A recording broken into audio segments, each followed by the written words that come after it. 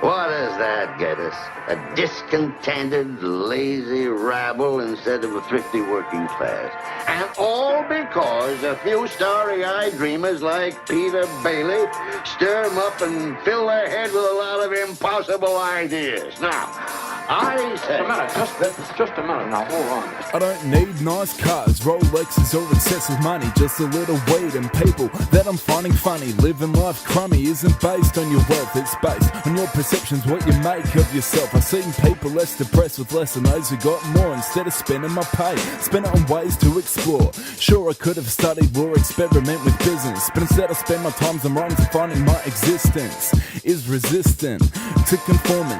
Rather have fun and die young than live a life that's boring. So day by day is the way I live, and for every bit I take there's a little bit I give. Anything I wanna do, true, I won't postpone it. Fuck yesterday and tomorrow, I'm living in the moment. Only person I answer to is me, my life I own it, and the doubt that I'm now without was my one opponent. Here, you're all businessmen here. Doesn't make them better citizens, doesn't make them better customers.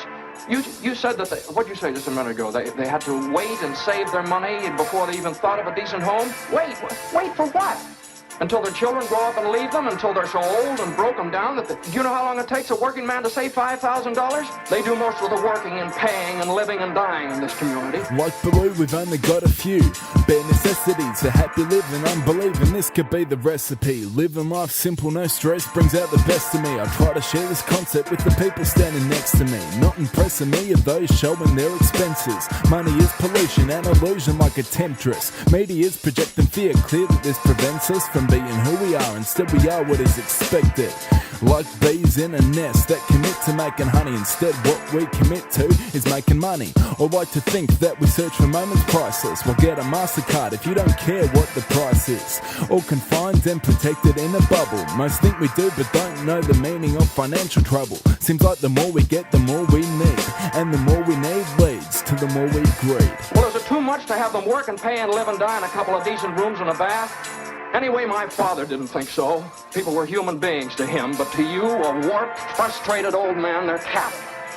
Well, in my book, he died a much richer man than you ever did. I'm not interested in your book. I'm talking about the building and loan. I know very well what you're talking about. You're talking about something you can't get your fingers on. Don't need the fancy cheese, I'm pleased with the crackers. A good date is one when I'm driving through Macca's. If not, kick back, have some brews and cook a steak, because the best place to wine and dine is at a mate's. No simplicity in the lifestyle we've adapted. Feels like we're moving forward when really we go backward. To be rich to me is not based in currency, but the amount of time you live your life living free. I'd rather have more minutes on my watch and dollars in my pocket. Don't like my job, you best believe I'm gonna drop it. Only need enough cash for me ciggies and me tinnies, add a little weed. The reaction is me grinning, content with what I got, accept what I get. I could have more, I could have less, still there's little I regret. Could end up living in a mansion or a shack, but where I'm at is where I'm at, not much use in looking back. No, wait a minute here. Wait a minute. I don't need 24 hours. I don't have to talk to anybody. I know right now. And the answer's no.